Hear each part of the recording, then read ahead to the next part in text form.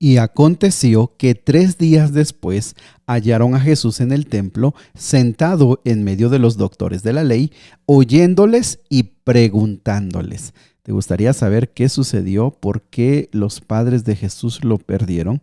¿Te gustaría saber cómo fue un poco la niñez, la infancia de Jesús? Bueno, vamos a estudiarlo juntos en Lucas capítulo 2.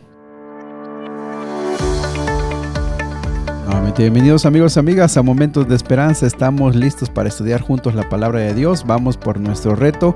Bienvenidos los que se están uniendo. Por favor, no se desanimen. Abran su Biblia. Es lo más importante, es lo único más importante. Leer la palabra de Dios y orar. Y de ahí todo lo demás vendrá por añadidura. ¿Vale? Bueno, vamos al capítulo de hoy. El capítulo de hoy es bastante grande, 52 versículos, y tiene bastante información histórica y también, por supuesto, lecciones para nuestra vida diaria.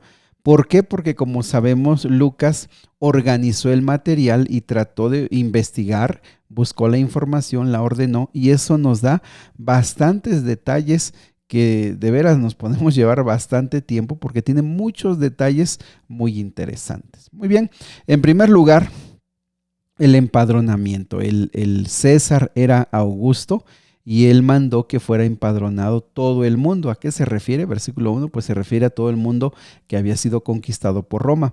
Hay evidencia de que hubo por lo menos 3 censos en esa época y también hay algunos que pueden coincidir con este que se está dictando en este versículo número 1.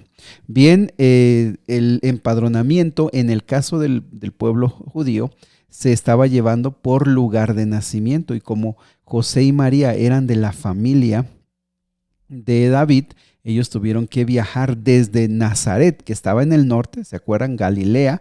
Ellos tuvieron que ir hacia Judea, al sur, a la ciudad de David, a Belén.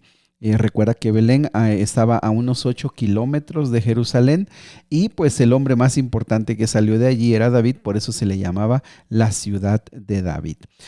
Algo interesante, recordemos que María, que José, que Zacarías y también Elizabeth, su prima, eran estudiosos de las profecías y sabían que en esas épocas pues iba a nacer el Mesías, y también se sabía que iba a nacer en Belén. Así que algunos consideran que probablemente también viajó para allá porque sabía que eran las fechas del nacimiento de Jesús.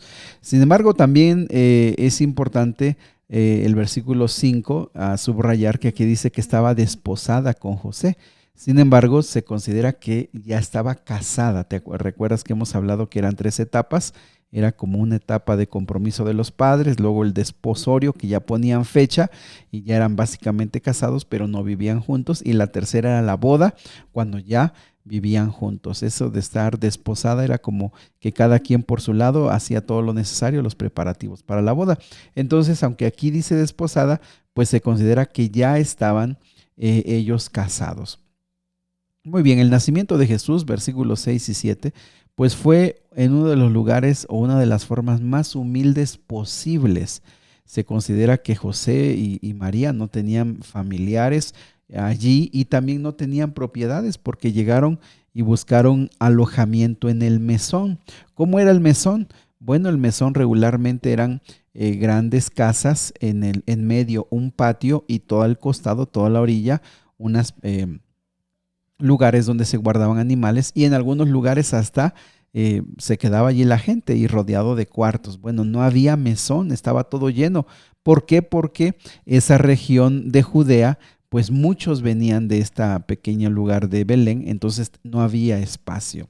Nació Jesús, dice que lo envolvieron en pañales. Básicamente cuando un bebé de ese tiempo nacía, lo frotaban con sal y luego lo envolvían en pañales. Algo importante de subrayar es que bueno, no se sabe a ciencia cierta cómo fue el lugar de nacimiento de Jesús. Algunas tradiciones han dicho que fue en una cueva, otros dicen que era un tipo más como un establo, un poquito así parecido a donde se guardaban animales, pero no hay una certeza de cómo fue el lugar. También algo muy importante es cómo es el anuncio del nacimiento de Jesús. El versículo número 8 al versículo número 14 dice que se le presentó a los pastores Por eso se considera que el nacimiento de Jesús pudo haber sido por el otoño, porque en el invierno hacía mucho frío y llovía un poco, y en el verano pues estaban las lluvias y pues los pastores no podían salir al campo porque allá se quedaban a dormir con los rebaños. Algo importante también de subrayar es que estos pastores se les considera que eran estudiosos de las profecías, eran gente consagrada, y debido a esa consagración y ese anhelo de pues ver ya el Mesías, fue que fueron escogidos por Dios para que a ellos se les revelara y fueran los primeros visitantes, los primeros que dieran pues la bienvenida a Cristo Jesús, unos humildes pastores, pero personas consagradas, estudiosas de los tiempos. Eso es muy importante, que lo vamos a estar subrayando. La señal que les dieron es que iban a encontrar a un niño envuelto en pañales en un pesebre. Entonces, aunque seguramente en ese tiempo había otros niños que pudieron haber nacido, esta era la señal definitiva. También María, al ver cómo llegan estos pastores y cuentan lo que vieron, dice el versículo 19 que María guardaba las cosas meditándolas. Recuerda, Lucas se enfoca mucho a María y Mateo se enfocó a José. Y bueno, también el versículo número 21 dice que cumplieron los 8 días para circuncidar al niño. Recordemos que en ese tiempo la costumbre era que para los niños se guardaban 40 días de purificación, para las niñas 80 días, es decir, la madre se quedaba en su casa, no salía a los servicios religiosos, y también era un periodo de descanso muy sano para ellos, para ellas como madres. Pero en caso de los niños, ojo, a los 8 días iban y circuncidaban al niño, y el demás periodo hasta completar 40 días lo pasaban en su casa, y después pues se ofrecían algunas otras ofrendas. Algo importante de subrayar es que cuando van al templo se encuentran con un anciano llamado Simeón. Algunos consideran que pudo haber sido ya un hombre muy adulto porque estaba esperando, se le había hecho una promesa, la promesa de que él no iba a morir sin ver al ungido del Señor. Estas palabras son mesiánicas. Qué interesante, aunque había mucha maldad y había mucha corrupción entre los sacerdotes, entre los dirigentes, por supuesto entre el pueblo, estamos descubriendo a personas que eran fieles, que estudiaban la Biblia, que amaban a Dios profundamente y obedecían, y a través de sus vidas se revelaba esa profunda consagración. Uno de ellos pues es este Simeón. Este Simeón está ahí viendo cómo María y José traen sus ofrendas. Y mis amigos, subrayar, María y José eran muy pobres. Ellos presentaron la ofrenda más pobre, un par de tórtolas y 2 palominos. Esas ofrendas pues eran las más sencillas. Lo básico era presentar un cordero, pero ellos eran muy humildes, y en eso Simeón los ve. Y entonces, movido por el Espíritu Santo, reconoce que está ante el Salvador. Y ahí podemos ver todo el poema que él dice, la verdad, palabras extraordinarias. Y bueno, les da algunas promesas enfocadas otra vez a María. Versículo 34 le dice que este niño va a ser para la caída y el levantamiento de muchos en Israel. Palabras muy interesantes. Pero también estaba allí otra persona, una profetisa. Sabes que la Biblia habla también de que hubo mujeres que tuvieron el don de la profecía. Y en este caso Ana, hija de Fanuel, de la tribu de Aser, ella era de muy avanzada edad.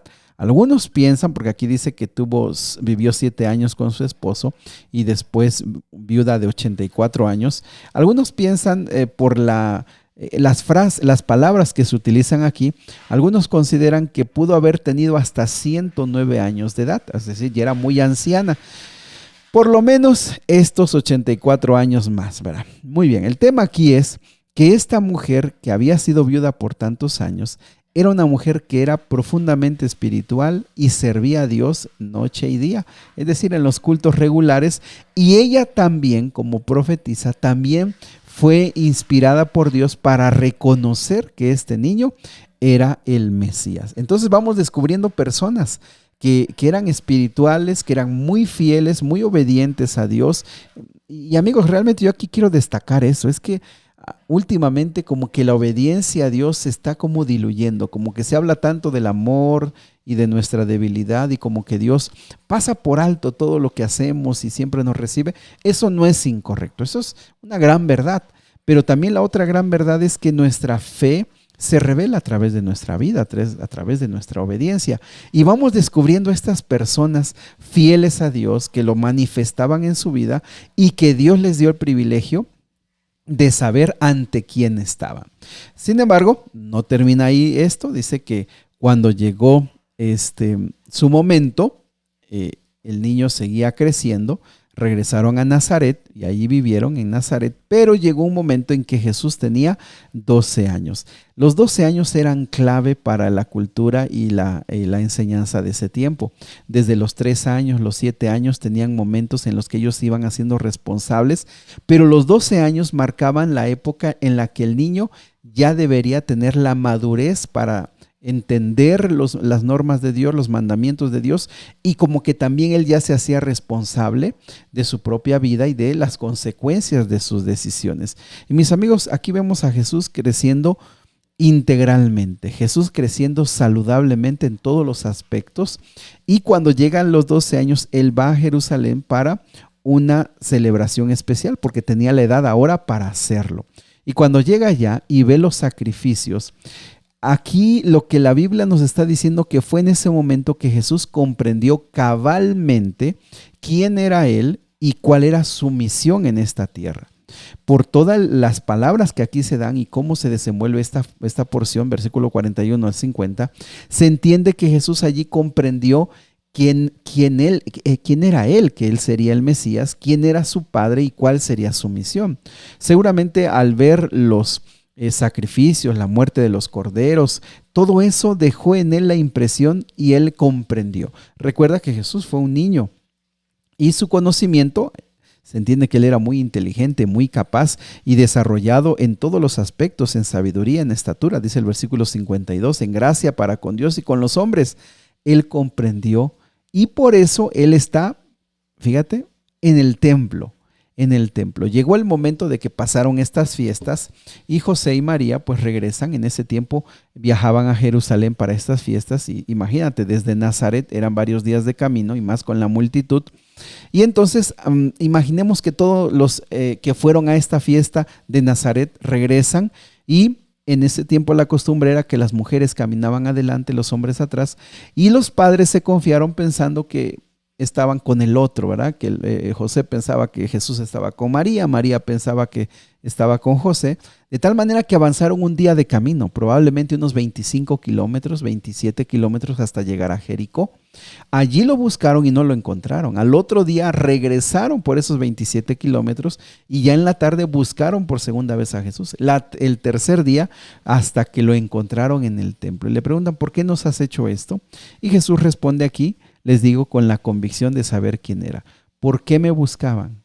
¿O dónde me estaban buscando? No sabían que en los negocios de mi Padre me conviene estar. Fíjense cómo en esta expresión Jesús nos deja claro que Él comprende que estaba sujeto a sus padres, obedecía a sus padres. ¿Por qué? Porque Él creció como un niño en esta tierra y también dándonos ejemplo de lo que significa ser un niño, un joven, un adolescente, pero también Él deja claro su misión. Él ha comprendido su misión. Y mis amigos, de veras que yo les pido que analicen con mucho cuidado este capítulo, porque tiene bastantes lecciones para los hijos, para los que tienen hijos, para los que tienen adolescentes, para los que tienen niños. Y si alguno de los que nos escuchan tiene pequeños, tiene bebés o están esperando un bebé, de veras que deberían estar analizando y pensando con mucha sabiduría y mucho cuidado este capítulo, porque vemos aquí en Jesús, el versículo 52, un niño que tiene padres con muchos errores, porque eran seres humanos, María y José, pero padres muy, muy, muy dedicados para buscar hacer lo mejor en Jesús, desde sus capacidades humanas. Pero vemos también la bendición de Dios sobre Jesús, que crece en sabiduría, en estatura, en gracia para con Dios y para con los hombres, de tal manera que Él puede llegar a cumplir su misión de una forma extraordinaria. Me gustaría que oráramos por nuestros hijos, me gustaría que oráramos por los jóvenes, por los niños que están cerca de nosotros, con nuestros sobrinos en la iglesia, no lo sé. ¿Te gustaría por los nietos que pudiéramos pedir por ellos? Querido Dios y Padre Celestial, esta mañana Tenemos tanto que comentar de este capítulo. Hay mucho que aprender. Pero con lo que nos queremos quedar, Señor, es con el crecimiento de Jesús. Con ese carácter tan único, tan especial, con esa inteligencia tan viva que tenía, con la sabiduría profunda de poder conversar con los doctores de la ley y sorprenderlos, con su crecimiento físico, mental, social. Señor, oramos por nuestros niños y jóvenes. Danos sabiduría, danos fortaleza. Arranca de nosotros la inactividad y ayúdanos a involucrarnos en el crecimiento de ellos. Te lo suplicamos en el nombre de Jesús. Amén. Sigue poniendo en las manos de Dios a tu familia, a tus hijos, a los adolescentes, a tus jóvenes. Síguele pidiendo al Señor. El Señor nos va a ayudar para hacerlo mejor por ellos. Que Dios te bendiga.